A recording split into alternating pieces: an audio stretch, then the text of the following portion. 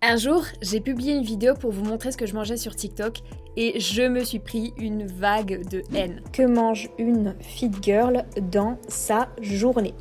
Alors, le matin, je mange un fruit avec 200 g de trésor et 2 tartines de pain de mie avec du Nutella.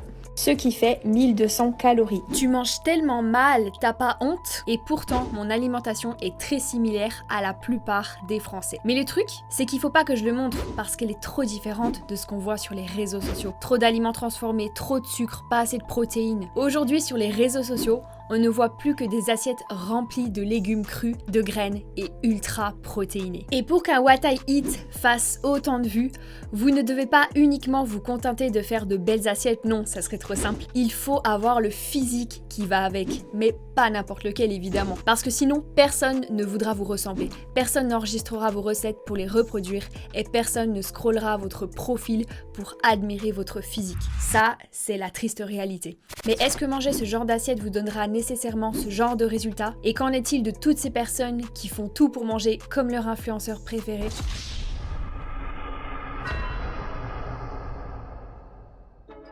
Le hashtag HealthyFood cumule à lui seul plus de 70 milliards d'utilisations sur TikTok. Et je ne parle même pas des hashtags ThatGirl ou encore Healthy. En soi, le fait de manger sainement est réellement une bonne chose, ça on est d'accord. Et c'est même essentiel pour être en bonne santé. Mais là où ça peut devenir problématique, c'est si cela devient votre principale préoccupation. C'est ce que l'on appelle l'orthorexie. Et en réalité, il est assez facile de basculer du mauvais côté si à longueur de journée, on est bombardé par ce genre de contenu. Je me suis rendu compte que ça me provoquait des dérèglements hormonaux et que ça faisait partie des causes de stockage pour moi sur le bas du ventre. Et pas de blanche. On va finir par penser que c'est la norme et que si on fait pas pareil, c'est nous qui sommes anormales. Donc en fait tout ça c'est la faute de la société et des créateurs des réseaux sociaux. Eh ben peut-être pas. Contrairement à ce qu'on peut penser, ce n'est ni la société ni les réseaux sociaux qui ont créé cela, mais c'est vous. C'est vous qui alimentez ce genre de contenu. Si un réseau social vous propose un certain type de contenu, c'est nécessairement parce qu'il a compris que c'était ce genre de publications avec lesquelles vous avez l'habitude d'interagir. Puisque ce qui importe particulièrement l'algorithme d'un réseau social, c'est que vous passiez le plus de temps possible sur la plateforme. Le but est de vous rendre accro à elle. Donc si un contenu marche, c'est forcément parce qu'il génère beaucoup d'interactions auprès de ses utilisateurs. Que ce soit des interactions positives ou négatives, des commentaires, des likes, des envois, des enregistrements, bref, tout ce qui montre que vous portez de l'intérêt à ce contenu. Du coup, je vous l'accorde, c'est un petit peu le serpent qui se mord la queue. Mais du coup, pourquoi ce type de contenu marche autant ?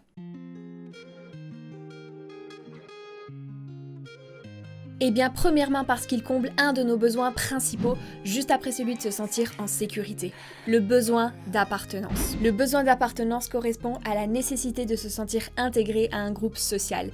Il est donc indispensable pour nous de faire partie d'une communauté quelle qu'elle soit. Mais il y a quand même un petit paradoxe avec cette histoire. D'un autre côté, nous avons constamment ce besoin de différenciation, ce besoin de donner du sens à notre existence, de se sentir utile pour exister en tant qu'entité propre et donc unique. Donc en gros, on a besoin de se sentir différent, mais pas trop non plus, sinon on va vite se retrouver seul.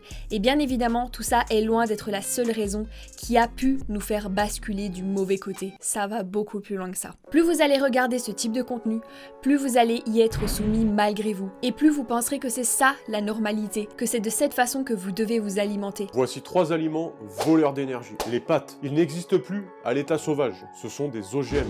Cancer sur 2 est lié à l'alimentation. Ce qui va faire que vous allez probablement supprimer petit à petit, sans vous en rendre compte, un certain nombre d'aliments qui vous permettaient jusqu'à maintenant de combler vos besoins caloriques. Et si vos apports sont insuffisants, vous pouvez être certain que vos pensées vis-à-vis de la nourriture vont être décuplées. Votre cerveau va naturellement vous envoyer des signaux pour que vous compreniez qu'il a urgemment besoin de calories.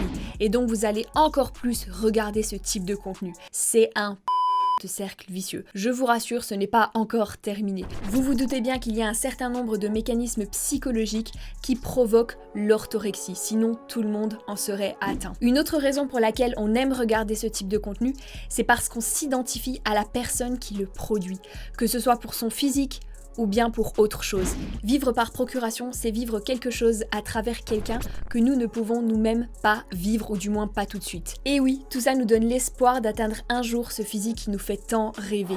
Mais la question est, peut-on vraiment avoir le même physique que ces personnes ? Pour qu'un contenu marche sur les réseaux sociaux, il faut faire peur. Il faut que votre message soit fort pour qu'il remplisse d'émotion celui qui l'écoute. Ainsi, il sera beaucoup plus impactant qu'une parole dans le juste milieu. Les auteurs de ces propos vont donc volontairement créer une peur en vous irrationnelle et anormale de plein d'aliments. Les seuls mammifères adultes, figurez-vous, à boire du lait. Avez-vous vu une vache boire du lait?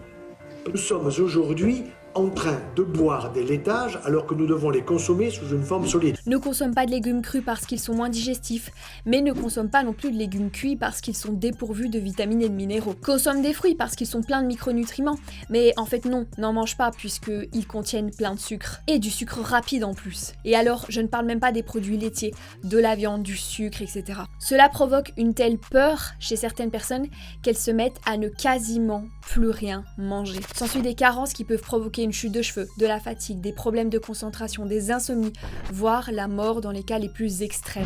Alors que le but initial était d'adopter une alimentation plus saine afin d'avoir une meilleure santé, on obtient tout le contraire. Mais le pire dans tout ça, c'est que bien souvent, l'orthorexie n'est que le début du cauchemar, puisque dans la plupart des cas en découle une anorexie, une boulimie ou encore une hyperphagie. Et parfois même les trois en même temps. Il est vrai que plus vous aurez une alimentation saine, adaptée à votre profil, plus vous aurez de chances d'avoir un bon physique. Mais il y a un autre paramètre indispensable à prendre en compte dans la balance. C'est que plus vous vous concentrerez là-dessus, plus vous aurez de chances de développer un trouble du comportement alimentaire. Et donc de ne pas atteindre le physique de vos rêves. Compliqué tout ça. À cause des réseaux sociaux, on a l'impression que ce genre de physique est la norme, mais en fait, c'est tout le contraire. Rappelez-vous que ce qui génère le plus de buzz, c'est tout ce qui est anormal, tout ce qui n'est pas de l'ordinaire. Si j'ai un physique totalement lambda, il passera complètement inaperçu. Alors que si j'ai un physique ultra sec et musclé, j'attire l'attention. Je vais être un modèle pour des milliers de personnes. Et un modèle, par définition, c'est quelque chose que nous n'avons pas, quelque chose que l'on vise, mais que nous n'avons pas encore. Par conséquent, c'est bien la signification que toutes ces personnes ultra suivies sur les réseaux sociaux sont loin d'avoir un physique dans la normalité. Et ça, il est très important que vous vous en rendiez compte pour ne pas déformer votre propre vision de ce qu'est un physique normal. Ce n'est pas vous qui êtes anormal, mais c'est eux. Mais rassurez-vous, il existe une solution pour vous aider à sortir de tout ça. Celle de passer le moins de temps possible sur ce genre de publication pour que la plateforme que vous utilisiez vous propose un autre type de contenu. Si vous passez moins de temps sur ces publications, naturellement, elle va comprendre que cela ne vous intéresse plus. Et si vous avez envie de cliquer, rappelez-vous que certes, sur l'instant, ça vous provoque une satisfaction, mais que sur le long terme, ça vous détruit. Tout comme ce type d'influenceur qui prône l'extrême inverse. Cette fois-ci, le mécanisme psychologique est très différent. Mais sur le moment, ces publications nous rassurent pour que inconsciemment, on se conforte sur le fait qu'il y a bien pire que nous. Mais sur le long terme, cela nous apporte absolument rien. Parce qu'au fond, on sait très bien qu'être en situation d'obésité et ou manger très mal est tout aussi délétère pour notre santé mentale et physique. Mais du coup, comment expliquer qu'une minorité de personnes arrive à obtenir ce genre de physique sans avoir le moindre trouble du comportement alimentaire ? La première hypothèse est qu'elles ont un TCA. Et croyez-moi, certains influenceurs savent extrêmement bien le cacher, ce qui fait que tous leurs followers sont sur le quand ils l'apprennent. Mais le truc, c'est que manger ultra sainement, c'est quelque chose de tellement glorifié que personne ne remarque que cela peut être un réel problème psychologique. Mais finalement, on peut se poser la question, est-ce que c'est normal de ne pas manger de viande, d'œufs, de produits laitiers, de poissons, pas de produits transformés, pas de gluten ? À vous de me dire dans les commentaires. La réalité est que le régime végétalien, l'intolérance au gluten, au lactose et j'en parle, n'est parfois qu'une excuse pour être orthorexique. Car toutes ces modes alimentaires ne sont pas nécessairement plus saines, et bien au contraire. Alors que l'orthorexie peut être caractérisée par l'hyper-contrôle de son alimentation, on peut se demander si ce n'est pas plutôt elle qui prend le contrôle sur notre vie. Et alors il existe une toute autre hypothèse. Il est possible que ces influenceurs ne soient pas aussi restrictifs dans leur alimentation qu'ils n'y prétendent. Mais vu qu'ils aiment vous donner une image parfaite d'eux-mêmes, nous ne le saurons jamais. Et il y a encore une troisième hypothèse qui est certainement la plus fréquente, mais aussi la plus improbable, la génétique. Et je ne parle pas de la génétique esthétique, je vous parle de votre génétique psychique qui est très différente si vous êtes atteint d'orthorexie. Quand on compare le cerveau des personnes atteintes d'orthorexie, on se rend compte qu'elles ont toutes un point commun.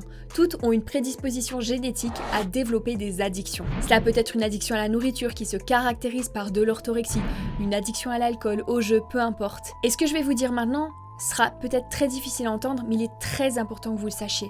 Vous n'y pouvez rien. Cela ne veut absolument pas dire que toute votre vie vous serez orthorexique, mais cela signifie simplement qu'il faut que vous gardiez à l'esprit que vous avez de par nature plus de facilité que les autres à développer des addictions. Et le fait d'accepter ça vous rendra plus méfiant vis-à-vis de vous-même et vous évitera de faire de grosses erreurs. Cela vous évitera d'adopter des comportements dangereux. Donc plutôt que de lutter contre quelque chose dont vous ne pouvez pas lutter, servez-vous de cet acharnement naturel que vous avez pour en faire une force. Plutôt que de mettre toute cette énergie dans la préparation de vos repas, mettez-la dans quelque chose qui vous rendra heureux sur le long terme, qui vous fera du bien. Et alors parfois, vous n'avez même pas besoin de prédisposition génétique pour développer des addictions. Le simple fait d'avoir vécu des traumatismes pendant l'enfance peut vous rendre instable par la suite. Instabilité qui se traduit généralement par de grosses difficultés à gérer nos émotions, qui elles-mêmes peuvent nous inciter à fuir la réalité. Et que fait-on quand on veut fuir le monde réel?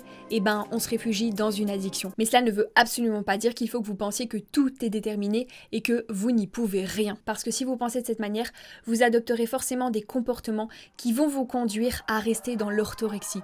Je vais pas vous mentir, plus on a supprimé d'aliments pendant longtemps, plus il sera difficile de les réintroduire. Mais ça n'est certainement pas impossible, c'est juste plus compliqué. J'aurais beau vous dire que manger quelques petits chocolats dans la journée ne va absolument rien changer à votre physique et à votre santé, je sais pertinemment que tant que vous n'aurez pas tenté l'expérience par vous-même, vous n'en serez pas convaincu. Ces addictions vous donnent un shoot de dopamine sur l'instant, mais petit à petit de façon très lente, sans que vous puissiez vous en rendre compte, elles vous détruisent. Alors que sortir de ces addictions, de sa zone de confort, est horriblement douloureux sur l'instant, mais absolument magique quand on voit le bout du tunnel.